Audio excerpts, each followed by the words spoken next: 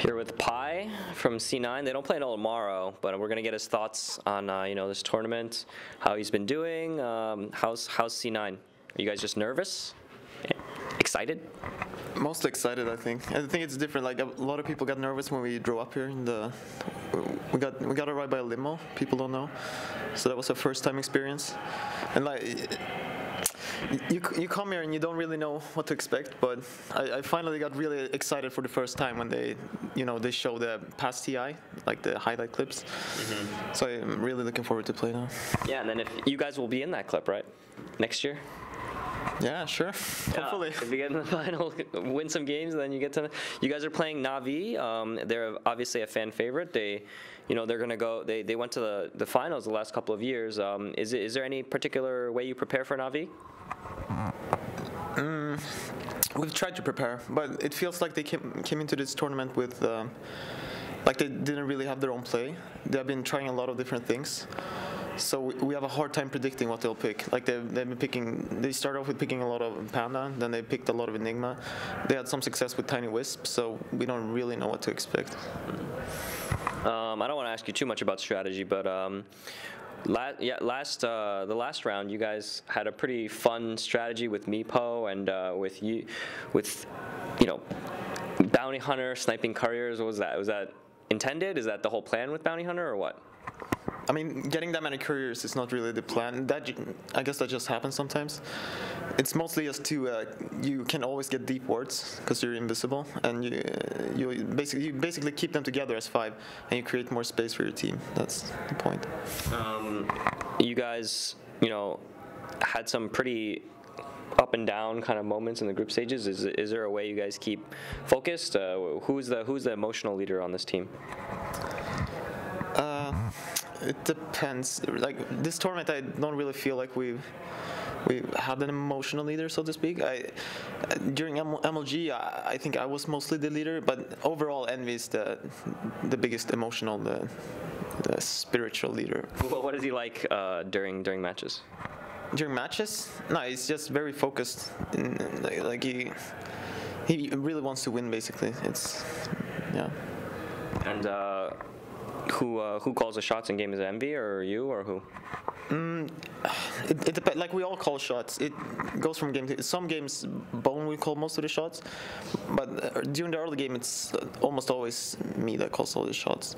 And then later on, like the way you want it is that the farmed heroes, the most farmed heroes calls the most shots. Like in late game, it's really uncomfortable calling shots when you're like a shadow demon with a blink dagger and you die in one hit from anything. You want your big farm carry to like control where you're going. Mm-hmm. Okay. And you've seen the crowd, you've seen how much bigger it is this year. Does that? I mean, not really. I wasn't here last year. I could have. Okay. This is your first experience. Yeah. Okay. So, well, it's only going to get bigger from here, I guess. What is it like, being on such an international team? You guys have different time zones, different countries. Do you think you would? Like Swedish communication, for example, do you think it's better to have a team that's all Swedes, or is your team completely fine being all international? When I came into Dota 2, I only remember from Dota 1 where I played like semi-competitive. I played very early on during the first Mim Prides and stuff, and I only played with Swedish people back then. So when I got into Dota 2 and I got asked to join Kaipi with Asuna, the very first Kaipi. I've always thought that entire national squads are better. But over time, everyone I've talked to, every time I've joined, when I joined the 3 Romanians, Bone, Sisu, and Arise, I was like, why are you getting 2? Like they got me and Koikwa. I was like, why don't you get 2 Romanians? And it doesn't seem to be that widespread, I guess, the thought that you need to be a full national team. So by now, I've only played with the first team I played with. They were 2 Lebanese, and that was the other way. Like they were playing in a LAN cafe, and it was this constant noise. Like it was constant screaming in the background, and so I'm just very used to playing with international teams right now. So I can't really comment on if it's different or harder. I only know this basically. Mm-hmm. And how would you describe C9's style? Our style? I don't know our style right now. It's what I've been told. It's we spread out more. Like we don't five-man a lot. It used like when we really had a style a couple months ago. It was a lot of five-man. You know, the Luna Chen into some mid-winning hero. So right now we're kind of winging it, I guess. Isn't everyone winging it? TI changes the meta so much. Yeah, a lot of teams are like Alliance, like Navi are almost always winging it. They're winging it for sure. But Vici and EG, for example, they're not winging it at all. And DK are like, they're not real. Like they can change up their picks a lot, but you can't really say they're winging it. Mm-hmm. I guess that makes sense since they're the teams that are winning the most. They're not going to change what they're doing. Well, okay. Tell us about yourself. What is, because you're a very quiet guy. You're not like very much in the spotlight. What do people not know about you? Give us some insight. Some insight. I mean, I can. Like some embarrassing insight, I'm actually, you could call me a high school dropout, I guess. You dropped out of high school? How old are you now? 20-something, 22. 22, okay. I want to clarify, it's, I could finish it very easily, so okay. I'm not... I was about to say, I thought you were going to clarify that you weren't sure what your age was, but... I know. Okay. You dropped out of high school to play Dota? No, I dropped out from that. I went to Norway. I wasn't sure what I was doing, so I worked some in Norway. What did you do? Just the most awful things, like washing dishes, like serving people at banquets, and like just serving coffee and like the. Why did you choose to do that? Shoes. I had to do something. I like that's what I thought. So I went and did that. It was pretty depressing. You're walking around like minus 20 feet, 25 degrees, basically crying because it's so like it's just miserable. And then I got back home and I started playing Dota again. Like I had quit playing for a long while, like 2 years, I believe. And that's when Asuna, and like he's not very known, but he's a very good player, Lebanese guy who scouted me out, I guess, in a pub, and then I played since then. Wow. Okay. What are your so what was it like for your parents? Were they like, no, you dropped out of high school, and then what is this Dota thing? And then okay, now you're playing for millions of dollars. What's going on? Yeah. Is that pretty much how it went? Yeah, they were basically really happy because you can't, like my life didn't have any direction, or so to speak. I was working the most awful jobs basically, and I wasn't going many places. So yeah. Are they watching this now? They're really excited now. My mom is trying to follow us. She doesn't understand anything, so she like knows all the names. Like she knows we're playing.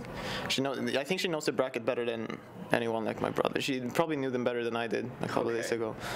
Yeah. Does she know that every single win is like hundreds of thousands of dollars now? I'm not sure about that. She knows the first prize. She's just very happy I'm here. Maybe in a state of disbelief, like, how can this happen? I mean, they don't know what's going on. They don't understand anything. They're just happy you're here, I guess. Cloud9's a very good organization. Do they provide you with anything special for TI other than the boot camp? How do you mean? Like what? Like just like any kind of special accommodations? Do they, I mean, yeah, they've tried to do anything we ask for. Like, yeah, you said the boot camps. We got the Alienware laptops. They're really good ones. So those have been very useful. We get all the gear we want. Like everything we've asked for, I believe we've gotten. And the owner, Jack, he's here cheering along. Does he play Dota at all? I don't think so, no. So he's probably really nervous because he doesn't really fully get the game. Yeah, he doesn't. I guess he doesn't know what's going on. The team dynamic. You guys have a very interesting team. There's a lot of fans follow Envy. They follow all of you guys. They see you guys as a kind of like anything can happen kind of team.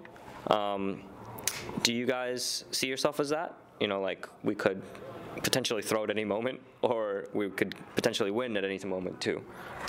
No, not really. I feel the opposite. I feel we're how we play and how we think is very structured and very like efficient thinking. Like we just try to do the best thing possible most of the moments. And when things go bad, what's it like in the booth? It depends. It depends what mood you're in. I can get really mad and angry and frustrated. Other people can get, it's mostly, I think I'm 50%. You're 50% of the anger and frustration in the booth? I mean, how it seems to work though is like, if I'm calm, like, it has to be some frustration somewhere, like it spreads out to someone else. Someone is mad. And so, do you guys get over it really fast? Is it easy, or because I know like other teams, like it impacts them in their next game, you know, like they get just really. So it's hard for them to get over something bad happening. Is it? Or do you guys have short memories, or is it just? I believe we get over it. We play. We play like just game to game. We play like we either step it up or we play the same level. I don't think we like. There's no downhill slope when we play. And like overall, like you have to think teams that are together for over a year. I mean, we haven't. I don't know. It's not really a full year, but when you've been like through like a certain amount of time, you know a team has gone through a lot. Like it's gonna be hard sometimes. Every team, like any team. Especially you guys. You guys had a lot of issues. You know, like speed, then the stuff with the contracts, and finally getting picked up by Cloud9. The whole stuff like in the past, it's like it's a lot. Yeah, you think that's the like those are not that big deals though. And like just someone like just disagreeing on like a hero, like how good a hero is, or like what item build, something like if someone should rush a BKB or go for something else like a Midas, that causes way more problems than some. You guys yell at Envy for not picking up BKBs? Yeah, for a while we did. Yeah, it was, but like you have to leave it to him though. To like that's what he said. Like you have to, the player themselves have to be able to experiment. Right. Because like teams play for several years together or several months. Like the disagreements happen and.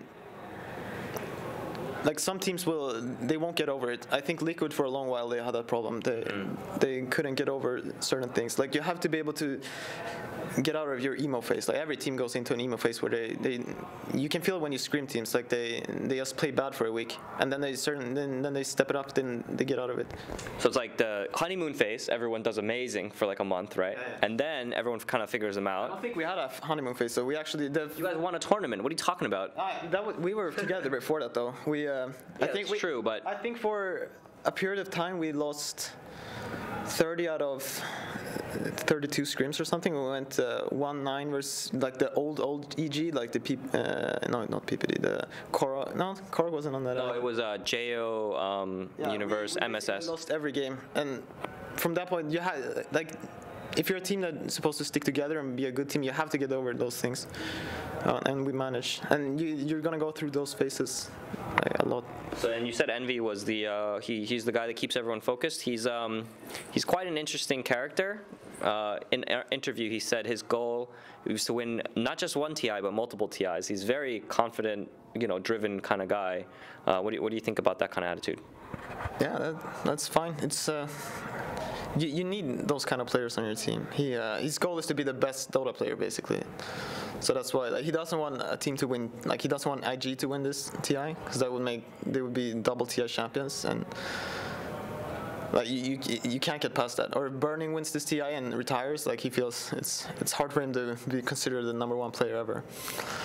that's basically his thought process. And he's thinking like that before even getting to a finals or something. That's pretty high goals. Yeah. Okay. You know, the matches are starting up. Let's wrap this up. Do you have any words you want to say to fans? You know, to anyone? Shout-outs? I mean, shout out to anyone who supports me. Don't flame my feeds. Don't flame my first blood. I'm doing my best. Other than that, just my sponsors, HyperX, Logitech, Alienware, and there's one more important. Yeah, Air Force Reserves. Mm-hmm. And you know, do you have a call out for me? A call out? You know, I asked for a call out. No, I don't think so. I got one for you. All the casters that flamed the bounty hunter. Did they really flame the bounty hunter? Envy said that they were saying, "What does he do?" You know, but you creating space. All the casters should flame me ever for anything. Okay. Call out. Yeah, that's a good one. Okay. All right. Thank you, Pi, and you know, good luck against Navi. Yeah. Thank you.